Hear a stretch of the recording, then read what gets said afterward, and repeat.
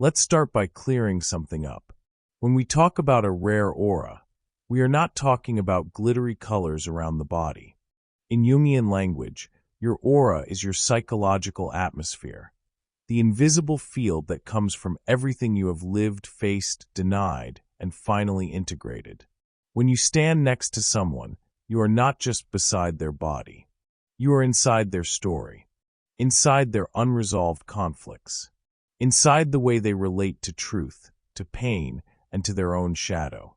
That is why two people can say the exact same sentence.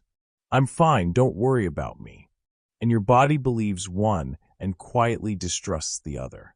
The words are identical. The aura behind them is not. From a Jungian point of view, a rare aura begins to appear when a person has gone far enough into the process of individuation, that slow, often brutal journey where the ego stops pretending to be everything and starts bowing to something deeper, the self.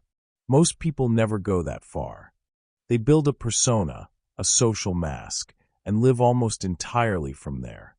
They carefully curate what they show, hide what does not fit, and spend years trying to be likable, impressive, acceptable. Their energy is busy holding a performance together. A spiritually awake person is someone whose life has been interrupted by failure, loss, illness, heartbreak, a dark night of the soul, something that shattered the old script. At some point, they simply could not keep up the show anymore.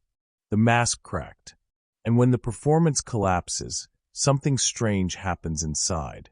There is suddenly less inner tension, less energy spent on pretending, less fear of being seen as imperfect, broken, too much, or not enough.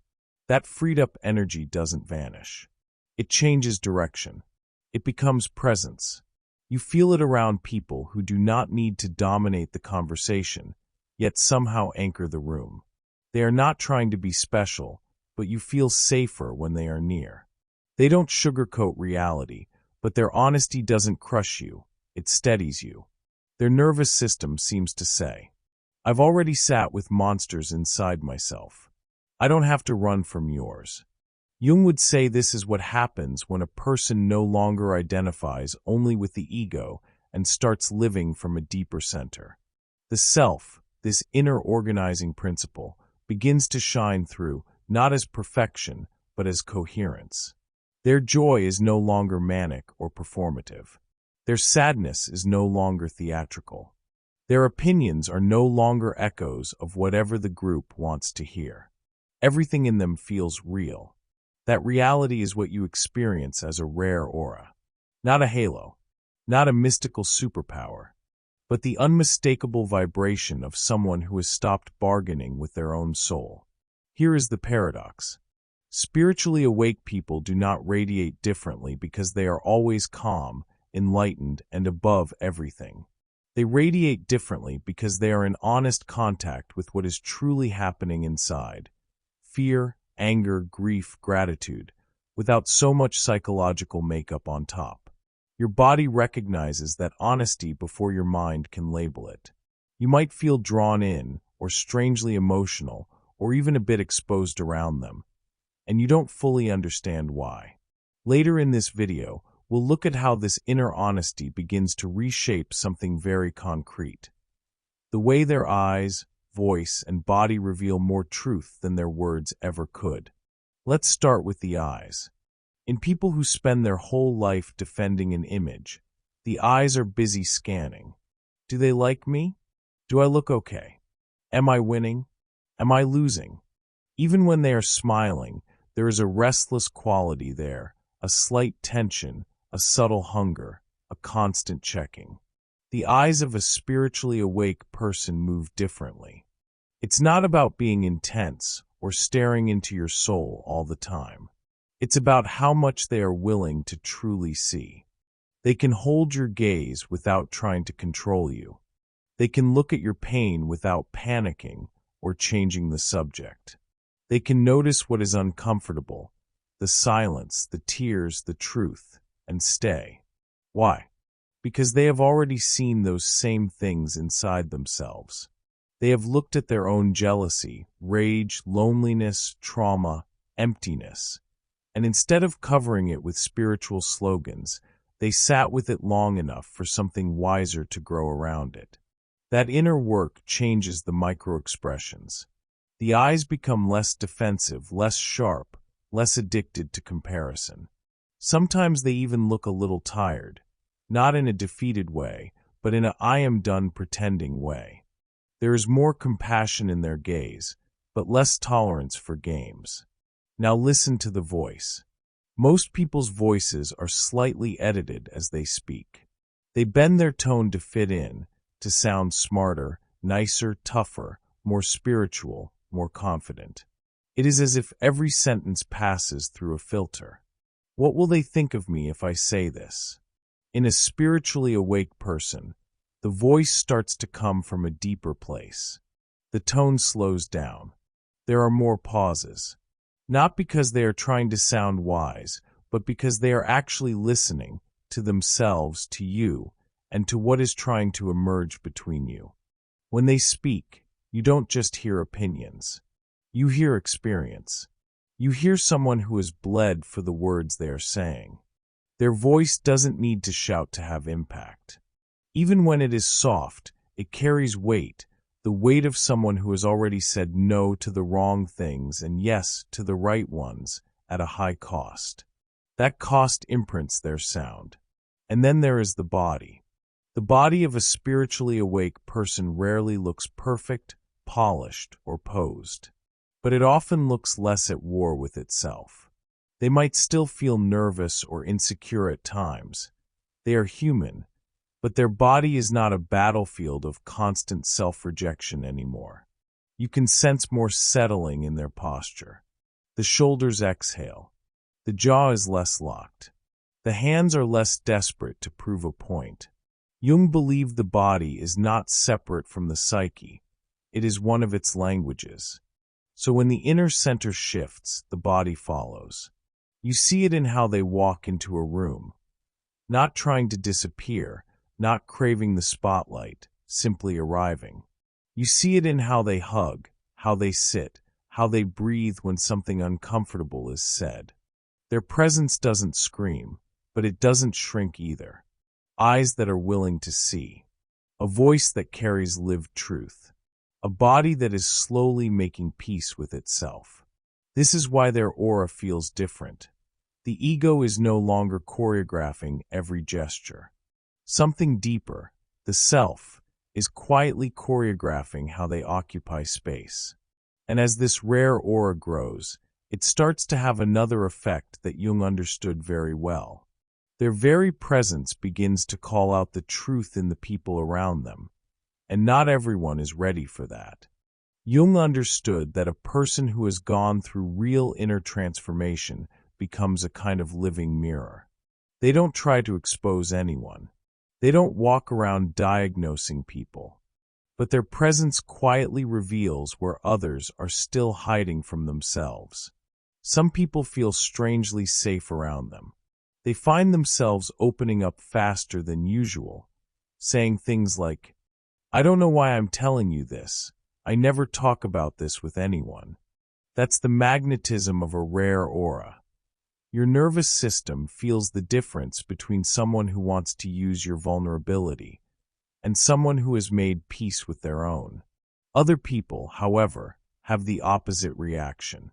They feel irritated, defensive, or suddenly off around spiritually awake people, even if nothing rude or confrontational is happening on the surface. Why? Because a spiritually awake person no longer plays along with certain games. They don't feed the drama in the same way. They don't flatter egos just to keep the peace. They don't match fake enthusiasm or shallow gossip just to feel included.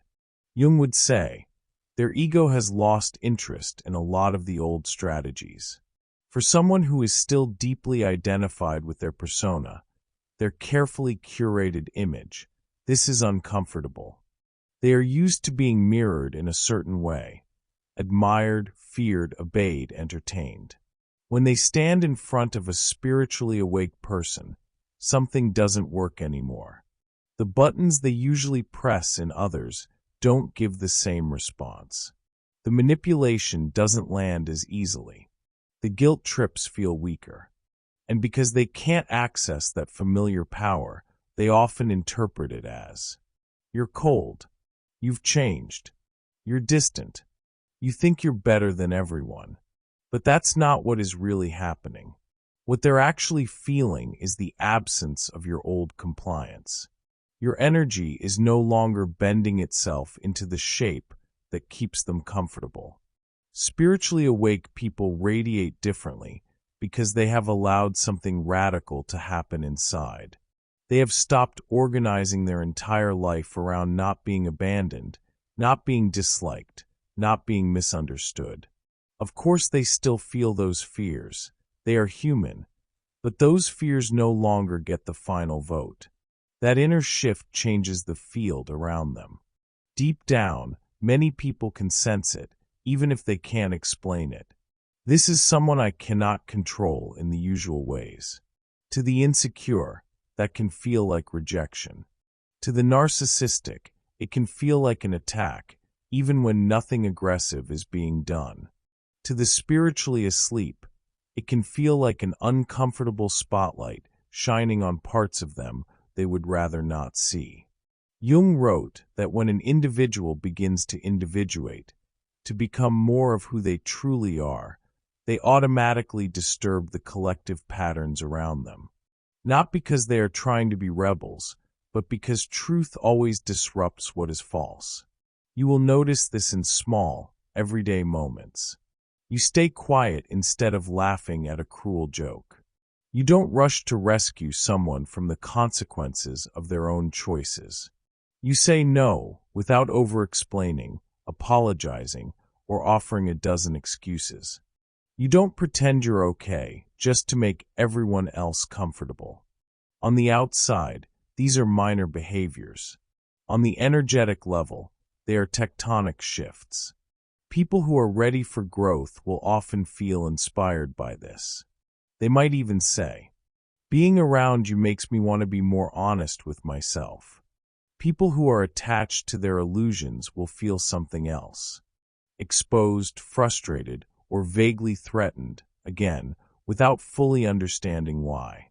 This is another piece of the rare aura. It doesn't just make you glow.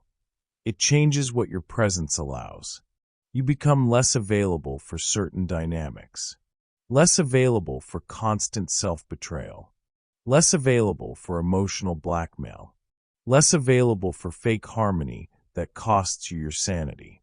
And when your energy stops subsidizing those patterns, they either begin to transform or they push you away. That is why, for many spiritually awake people, the journey of radiating differently often comes with a phase of loneliness and misunderstanding. You can feel the new self being born, but your old circles don't always know where to place you anymore.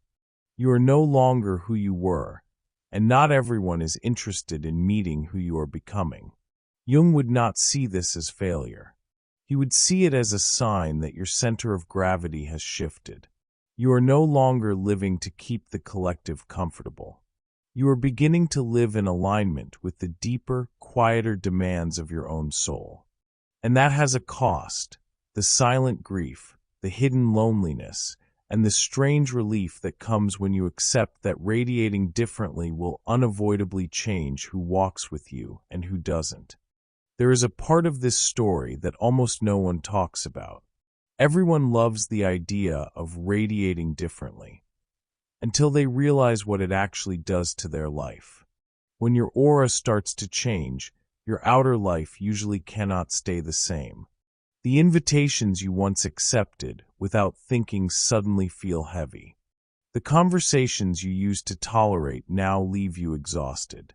The roles you played for years, the fixer, the listener, the rescuer, the one who never makes trouble, start to feel like costumes that no longer fit your skin. Jung would say, the psyche has withdrawn its energy from the old script. And wherever your energy no longer flows, things begin to die. Not as punishment, but as a brutal form of honesty. You may notice this first in your social world. People you used to feel close, to start saying things like, "You're different. You're distant. You don't come around anymore." What they often mean is, "You're no longer available to play the same part in my story. You don't jump to answer every message within seconds. You don't offer emotional labor on demand. You don't pretend to agree just to keep the atmosphere smooth. You pause before saying yes. And sometimes you say no without apologizing for existing." On the surface, these changes look small. Inside, they are revolutions. Spiritually awake people often go through a phase where life becomes quieter, smaller, and strangely more intense. The crowd gets thinner. The noise decreases. The weekends that used to be overbooked now have empty spaces that feel both terrifying and sacred. Jung understood this rhythm. The more you move toward the self, the less you can stay addicted to distraction. Your soul begins to demand a different diet. Less constant stimulation, more depth, fewer shallow approvals, more honest resonance. And here is the paradox. The more your aura shifts, the more you may look distant on the outside, while actually becoming more intimate with life itself. You start to notice small things with almost painful clarity. The way your body tightens in places where your truth is not welcome. The way your energy lifts around certain people and quietly collapses around others. The way your nervous system whispers, no, long before your mind dares to say it out loud. For a while, this can feel like losing everything. You might look at your life and think, "I asked to grow. I asked to awaken. I didn't ask to feel this alone." But Jung would gently remind you, every step toward consciousness comes with a separation, not only from illusions about others, but from illusions about yourself. You begin to see the roles you used to play. How much of your kindness was actually fear? How much of your patience was self-abandonment? How much of your loyalty was your terror of being left behind? Letting these roles fall away hurts. It feels like a kind of ego death, because it is. Yet underneath the grief, something else is forming. A more stable center that no longer depends on being everything to everyone. This is where the inner power, Jung hinted at, begins to reveal itself, not as domination or superiority, but as self-trust. You trust your sense of discomfort instead of arguing with it. You trust your need for rest instead of shaming it. You trust your intuition when it tells you that some connections cannot go where you are going. Not because you are better, but because you are now moving from a different level of truth. From the outside, this can look like isolation. From the inside, it is initiation. Your aura becomes rarer not because you have become untouchable, but because you are less willing to trade your soul for belonging. The energy you used to invest in holding broken things together begins to flow somewhere else. Into healing, into creativity, into authentic relationships that can actually meet you where you are now. Sometimes that means you will have fewer people in your life, but more reality in each connection. Fewer gatherings, but more genuine presence when you do show up. Less performance, more honesty. Less pretending to be fine, more living in a way that allows your nervous system to finally exhale. Jung never romanticized awakening. He knew it often looks like this. A season where everything familiar loosens its grip, where you feel both more yourself and less understood, where you carry a light that comforts some and quietly unnerves others. This is part of radiating differently. Your life rearranges itself around what is now true. People leave. New people appear. Old dynamics crumble. Strange doors open. And through all of this, something in you slowly stops asking, "How do I make everyone comfortable with who I am becoming?" And starts asking, "How do I stay faithful to what my soul already knows?" That question is the hidden core of the rare aura. It is not about glowing in a way that impresses others. It is about growing in a way that you can finally respect yourself, even when the cost is high and the path is lonelier than you imagined. In the next part, we're going to go even deeper into this. How Jung saw this rare radiance as a sign that the self is leading, and what you can do practically to live with this kind of inner power without burning out or closing your heart. If your aura is becoming rarer, you can't just let it happen and hope for the best.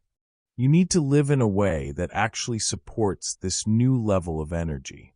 Think of it as 3 simple, real-world practices. First, stop turning other people's limits into a personal failure.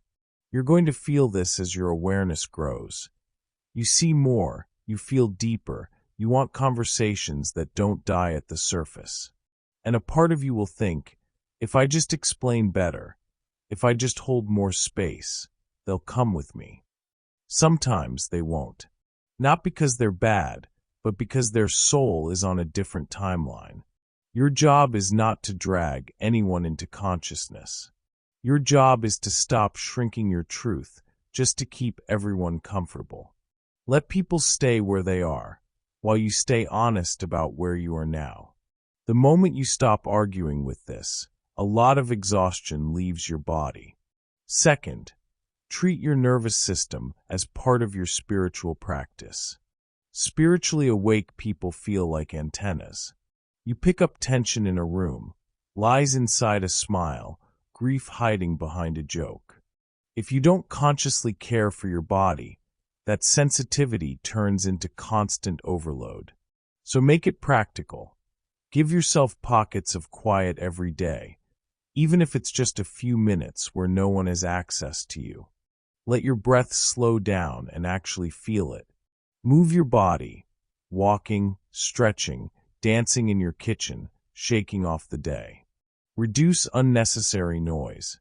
Less doom scrolling, less background chaos. This is not about being delicate.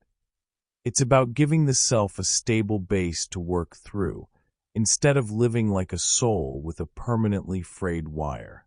Third, give your radiance somewhere to rest and somewhere to create. If you're not careful, you become the unofficial therapist of everyone around you, always the one who understands, who listens, who holds. That's beautiful, but it's not sustainable if you never switch roles. You need at least a few spaces where you don't have to be wise, spiritual, or the strong one, where you can be ridiculous, raw, tired, emotional. That kind of mutual honesty actually feeds your aura instead of draining it. And then, don't let all your inner power be used only to fix other people's chaos. Direct some of that energy into creation, a project, a practice, a form of expression where your soul can put its fingerprints on something real. When your insight becomes something you build, not just something you carry, your rare aura stops feeling like a burden and starts feeling like a path. Live like this, and radiating differently stops being an accident. It becomes a conscious way of moving through the world. Less self-betrayal, more alignment, and a kind of inner power that doesn't need to be loud to be undeniable. If there is one thing Jung would whisper into this moment, it's this. You don't radiate differently because you became perfect.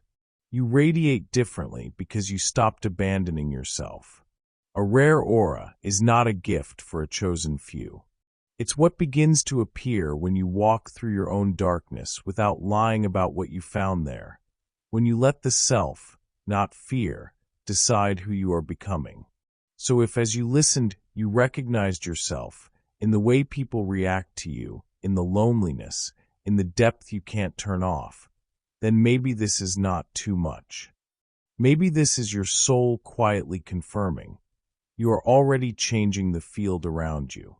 If you felt seen here, stay close. Subscribe, leave a like, and turn on notifications so this kind of depth keeps reaching you exactly when you need it. And tell me in the comments, which part of this rare aura feels the most true in your life right now?